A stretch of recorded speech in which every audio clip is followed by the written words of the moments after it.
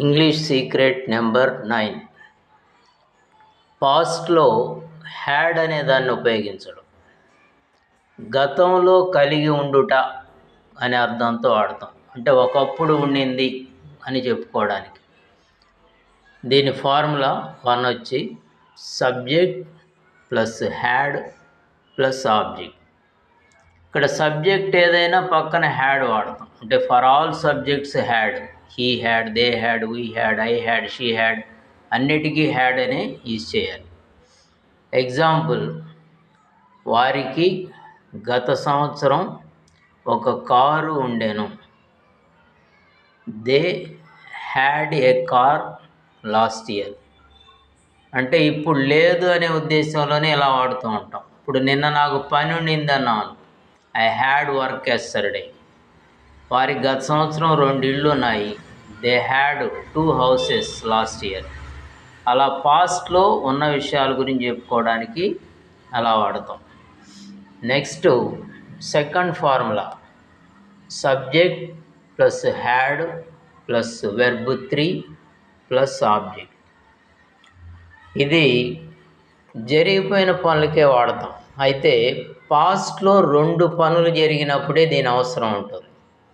ఇప్పుడు for example, మేము ఆ సినిమా చూసాము అంటే we had seen the movie. అయితే దాని పక్కన క్లారిటీ కోసం ఇలా ఇంకో సెంటెన్స్ కూడా కనిపిస్తుంటుంది, బిఫోర్ యూ సా. అంటే మీరు చూడడానికి ముందే మేము చూసాము అనే ఒక హింట్ ఉంటుంది.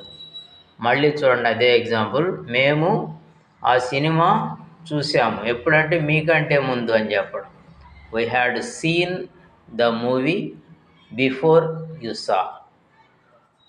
Next third formula object plus had plus been plus verb 3 plus by plus subject.